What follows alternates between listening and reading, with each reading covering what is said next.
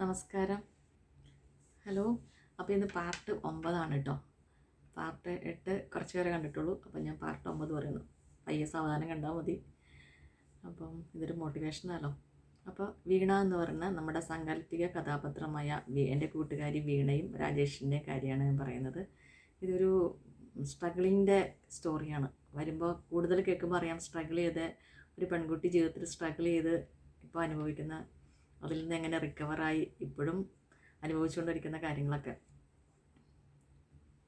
അപ്പോൾ അതിനകത്ത് പറയേണ്ടത്, നീ വീണയുമായി മാട്രിമോണി കൊടുത്തു, കണ്ടെത്തി. അങ്ങനെ കണ്ടെത്തി കല്യാണത്തിന് ശേഷം വീണ മസ്കറ്റിലെത്തിയപ്പോൾ ഗൾഫ് രാജ്യത്തിൻ്റെ പേര് പറഞ്ഞു അവിടെ ഗൾഫ് രാജ്യത്തെത്തി. അവിടെ ചെന്ന് കഴിഞ്ഞപ്പോൾ അവിടെ നിന്ന് അദ്ദേഹത്തിൻ്റെ മെയിൽ വീണയുടെ ഫോണിൽ അദ്ദേഹം ഓപ്പൺ ആക്കിയിട്ട് അങ്ങനെയാണ് കാര്യങ്ങളൊക്കെ അറിഞ്ഞത്. അപ്പോൾ അവിടം വരെ ഇനി ആദ്യത്തെ കാര്യം പറയേണ്ട ആവശ്യമില്ല, ഒന്നോടെ പറയണ്ടാവും, റിപ്പീറ്റേഷനാവും. അപ്പോൾ കല്യാണം കഴിഞ്ഞു. അപ്പോൾ കല്യാണം കഴിഞ്ഞ് പിന്നെ അവരവിടെ താമസിക്കണം, രണ്ടുപേരും കൂടി. താമസിച്ചതിനിടയിൽ ഒരു കുറേ വർഷങ്ങൾ അവർ താമസിച്ചു. 8-9 വർഷത്തോളം താമസിച്ചു. കുഴപ്പമൊന്നുമില്ല. ഇടയ്ക്ക് എന്തെങ്കിലും പ്രശ്നങ്ങളുണ്ടാവും, കുഴപ്പമൊന്നുമില്ല. അങ്ങനെ നല്ല രീതിയിൽ ഒത്തിരി തമാശ അദ്ദേഹം പറയും.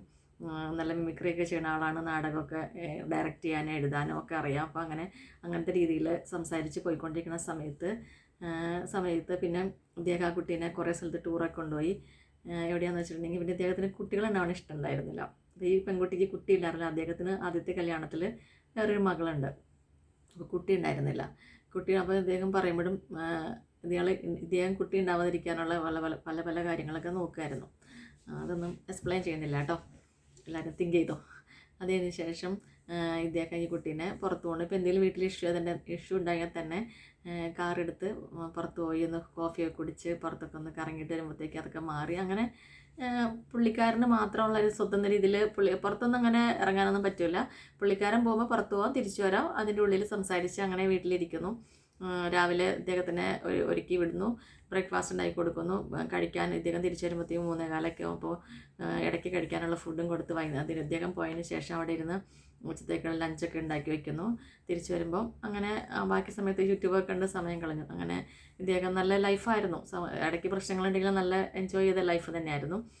പിന്നെ അദ്ദേഹം കുറേ രാജ്യങ്ങൾ, കാരണം വെച്ചിട്ടുണ്ടെങ്കിൽ ആദ്യം തന്നെ ഇദ്ദേഹം കല്യാണം കഴിച്ചുകൊണ്ടല്ല ആ കുട്ടിക്ക് ഒരേ രാജ്യങ്ങൾ കാണാൻ പറ്റി. ഫസ്റ്റ് ഫ്ലൈ ചെയ്തത് കൊച്ചിയിൽ നിന്ന് ശ്രീലങ്കൻ എയർലൈൻസിൽ മസ്കറ്റിലേക്ക്, പിന്നെ അവിടെ നിന്ന് പിന്നെ പോകാൻ പറ്റിയത്, അടുത്തത് പോയത് 2017 ലണ്ടനിൽ വിസിറ്റ് ചെയ്ത് ലണ്ടനിൽ കൊണ്ടുപോയപ്പോഴും ഇദ്ദേഹം ഭയങ്കര ദേഷ്യക്കാരനായ അവിടെ ഒരു സായിപ്പായിട്ട് കറക്റ്റ് എന്തൊക്കെയോ കാര്യങ്ങൾ നടന്നു. അപ്പം അവിടെ വെച്ചിട്ട് അതൊന്നും പറയേണ്ട ആവശ്യമില്ല ഇവിടെ സ്ട്രഗിളിൽ.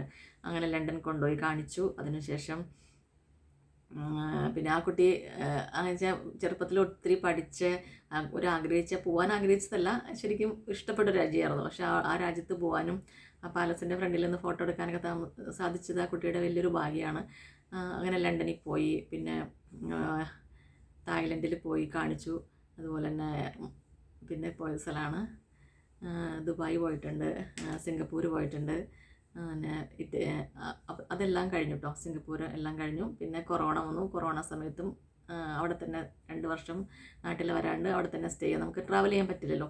അപ്പോൾ ഇത്ര രാജ്യങ്ങളൊക്കെ നല്ല സമാധാനത്തിൽ പോയിക്കൊണ്ടു. അപ്പോൾ പിന്നെ ഇദ്ദേഹം പറഞ്ഞു, ഇദ്ദേഹത്തിനോട് ആ കുട്ടി സംസാരിച്ച് കുഞ്ഞുണ്ടാവാൻ ഇദ്ദേഹം സമ്മതിച്ചു. അപ്പോൾ ഏജൊക്കെ രണ്ടുപേർക്കും ഓവറായല്ലോ. അപ്പം പിന്നെ ട്രീറ്റ്മെൻറ്റിലൂടെ കുഞ്ഞുണ്ടാവാൻ വേണ്ടി സമ്മതിച്ചു. അങ്ങനെ 2021 തൊട്ട് കുട്ടി നാട്ടിൽ വന്നു. നാട്ടിലാണ് ട്രീറ്റ്മെൻറ്റ് സ്റ്റാർട്ട് ചെയ്ത് കുറച്ചായപ്പോൾ പിന്നെ പ്രഗ്നൻ്റ് ആയതിനു ശേഷം വീണ്ടും ഇദ്ദേഹത്തിൻ്റെ അടുത്തേക്ക് തന്നെ തിരിച്ചുപോയി. അവിടെ താമസിച്ചു. അപ്പോൾ നല്ല സ്നേഹത്തോടെ, ഭയങ്കര സ്നേഹത്തോടെ എല്ലാം എടുത്തു കൊടുക്കണോ, ചെയ്തു തരണോ, ഒന്നും ചെയ്യിപ്പിക്കില്ല, അങ്ങനെയൊക്കെ ചെയ്യാറ്, നല്ല സ്നേഹമായിരുന്നു. അതിന് ശേഷം അവിടെ നിന്നതിന് ശേഷമാണ് പിന്നെയുള്ള പരിപാടി.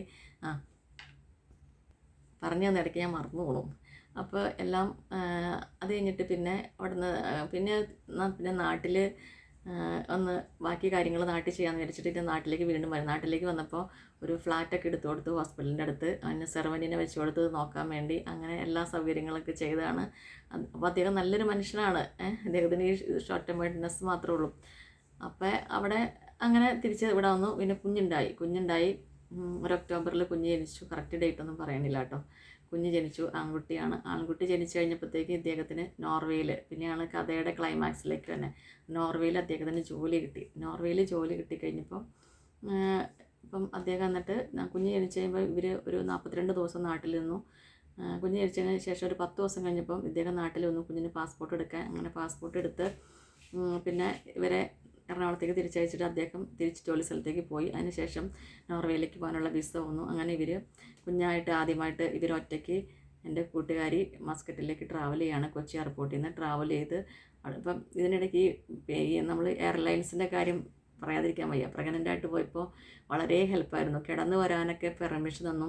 ഈ പൈലറ്റിനെ കൊണ്ടുപോകുന്ന എക്സ്ട്രാ സ്പെഷ്യൽ വണ്ടിയിൽ തന്നെയാണ് ഇവരെ കയറ്റി ആദ്യം തന്നെ ഫ്ലൈറ്റിൽ നമുക്ക് ബോർഡിങ് ചെയ്യാൻ അവർ സമ്മതിച്ചു. അപ്പോൾ അങ്ങനെയൊക്കെ ഒത്തിരി ഹെൽപ്പ് മസ്കറ്റിൽ നിന്ന് കയറുമ്പോഴും കൊച്ചിയിൽ നിന്ന് കയറുമ്പോഴും ഒക്കെ ഒത്തിരി സഹായിച്ചിട്ടുണ്ട് കേട്ടോ. അപ്പോൾ എയർലൈൻസിനൊക്കെ ഒത്തിരി നന്ദി അന്ന് ചെയ്ത ഒരു ഉപകാരങ്ങൾക്കൊക്കെ.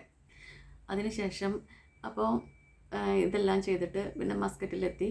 അവിടെ എത്തിക്കഴിഞ്ഞപ്പോൾ 42ാമത്തെ ദിവസം പിന്നെ കുഞ്ഞിനെ കൊണ്ട് അവിടെ ചെന്നു. അവിടെ നിന്ന് പിന്നെ ഒരു മാസമൊക്കെ അവിടെ സ്റ്റേ ചെയ്തിട്ട് നേരെ നോർവേയിൽ വന്നു. നോർവേയിൽ വന്നു കഴിഞ്ഞപ്പം ഇവിടെ കോളേജിൽ ജോലിക്കല്ല വന്നത്. അവർ വന്നൊരു അപ്പാർട്ട്മെൻറ്റ് എടുത്തിട്ടുണ്ടായിരുന്നു. നല്ലൊരു അപ്പാർട്ട്മെൻറ്റാണ്. ആ അപ്പാർട്ട്മെൻറ്റിൽ നമ്മൾ വന്നപ്പോൾ അവിടെ താമസിക്കാൻ വേണ്ടി നമ്മളൊന്ന് മീൻസ് എൻ്റെ കൂട്ടുകാർ വന്നു കഴിഞ്ഞപ്പോൾ അവിടെ താമസിക്കാൻ വേണ്ടി നല്ല അപ്പാർട്ട്മെൻറ്റൊക്കെ കിട്ടിയിരുന്നു കേട്ടോ. അപ്പോൾ അതിനകത്ത് ഈ നമ്മൾ ടച്ച് ഫോൺ പോലെയുള്ള അടുപ്പൊക്കെയാണ് അവർ പറഞ്ഞത്. അപ്പോൾ അതൊക്കെ ആകുമ്പോൾ ഭയങ്കര പാടാണ്. എന്നുവെച്ചാൽ നമ്മൾ യൂസ് ചെയ്യാത്തതല്ലേ. അപ്പോൾ അവർക്കും ഭയങ്കര പാടായിരുന്നു. നമ്മൾ ഇന്ത്യയിലുള്ള കാര്യങ്ങൾ അങ്ങനെയൊന്നുമല്ലല്ലോ മസ്കറ്റിൽ പോലെ യൂസ് ചെയ്തത് ഒക്കെ. അങ്ങനെ അവിടെ ചെയ്ത് പിന്നെ ഈ അവിടുത്തെ ഭാഷ വ്യത്യാസം, നോർവീജിയൻ ലാംഗ്വേജാണ്. നമ്മൾ ഒരു സൂപ്പർ മാർക്കറ്റിൽ പോവുകയാണെങ്കിലും അവിടെയൊക്കെ ഈ എല്ലാം മിൽക്കിന് എഴുതിയേക്കണം, മിൽക്കിന് പല എല്ലാ വ്യത്യാസം ഉണ്ടായത്. നമുക്ക് വെജിറ്റബിൾസ് കണ്ടാൽ മനസ്സിലാവും, പക്ഷേ അതിൻ്റെ പേര് വ്യത്യാസമുണ്ട്. അങ്ങനെ ഒത്തിരി വ്യത്യാസപ്പെട്ടിട്ടുണ്ട്. അപ്പോൾ അവിടെ ജീവിച്ചു തുടങ്ങിയപ്പോൾ ഒരു ഫുഡൊക്കെ വാങ്ങുകയാണെങ്കിൽ ആ ഫുഡിൽ ചിലപ്പോൾ ഈ പ്രോസസ്ഡ് ഫുഡാണ്, മീറ്റാണ്. അപ്പോൾ അതിനകത്തേക്ക് ഉപ്പൊക്കെ ചിലപ്പോൾ ഉണ്ടാവും. അപ്പോൾ നമ്മളില്ലാന്ന് ഓർത്ത് അവർ ശരിക്കും അത് ഡയറക്റ്റ് എടുത്ത് ബേക്ക് ചെയ്താണ് അവരുടെ രീതിയിൽ കഴിക്കണം. നമ്മളപ്പോൾ അതെടുത്തിട്ട് അതിനകത്ത് കുക്ക് ചെയ്യുകയാണെങ്കിൽ ഉപ്പൊക്കെ വീണ്ടും ആഡ് ചെയ്യും. അപ്പോൾ പിന്നെ എക്സ്ട്രാ ഉപ്പ് തോന്നും. അങ്ങനെ ചെറുതായിട്ട് കാര്യങ്ങൾ വഴക്ക് കണ്ട ആരംഭം തുടങ്ങി. അപ്പോൾ പിന്നെ മസ്കറ്റിൽ ഉള്ളപ്പോൾ ജീവിച്ചപ്പോൾ പുള്ളിക്കാരിയും വൈഫും മാത്രമായിരുന്നു. പിന്നെ ഇപ്പോൾ ഒരു പുതിയ കുഞ്ഞ് വന്നു. ആ കുഞ്ഞിന് ഒരു തണുപ്പുള്ള രാജ്യത്ത് ഒരു ഡിസംബർ മാസത്തിൽ വരുമ്പോൾ ഒന്ന് ആലോചിച്ച് നോക്കുക. നല്ല തണുപ്പായിരിക്കും. കുഞ്ഞിൻ്റെ കാര്യങ്ങൾ വേറെ നമുക്കൊന്നും അറിയത്തില്ല. അപ്പം കുഞ്ഞിനെ തണുപ്പത്തിടാനുള്ള ഡ്രസ്സ് അങ്ങനത്തെ കാര്യങ്ങളില്ല. നമ്മുടെ ഡ്രസ്സ് അവരുടെ ഡ്രസ്സ് അവർ വാങ്ങിച്ചുകൊണ്ട് പോയി. അപ്പോൾ ഡ്രസ്സ് ഇല്ലായിരുന്നു. അങ്ങനെ ഒരു സ്റ്റാർട്ടിങ് തുടങ്ങി. കാരണം പുള്ളിക്ക് കൂടുതൽ സർവീസ് ചെയ്യാനൊന്നും പറ്റുന്നില്ല. കാരണം പുള്ളീനെ കൂടുതൽ നോക്കാൻ പറ്റുന്നില്ല. അങ്ങനെയൊക്കെ ആകുമ്പോൾ പിന്നെ എൻ്റെ കൂട്ടുകാരി സിസേറിയൻ കഴിഞ്ഞിട്ടാണ് പോണത്. അപ്പോൾ 2 മാസം എത്തുമ്പോൾ 3 മാസം പോലും ആയിട്ടില്ല. നാട്ടിലൊക്കെ 3 മാസം റെസ്റ്റ് ഉണ്ടല്ലോ. അപ്പോൾ അങ്ങനെ പോകുമ്പോൾ എല്ലാം കുഞ്ഞിനെ എടുക്കാൻ ആരുമില്ല. രാത്രി കുഞ്ഞ് ഉറങ്ങൂല. അങ്ങനെയൊക്കെ അപ്പം തന്നെ ഓരോ കാര്യങ്ങൾ തുടങ്ങി.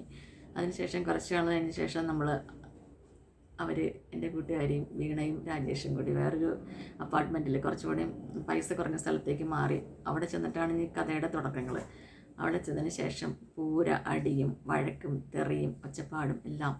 അപ്പോൾ അത് അടുത്ത ഭാഗത്തിൽ, ഇത് 9ാം പാർട്ടല്ലേ, 10ാം പാർട്ടിൽ അത് പറയാം കേട്ടോ. നന്ദി. Thank you for watching my video.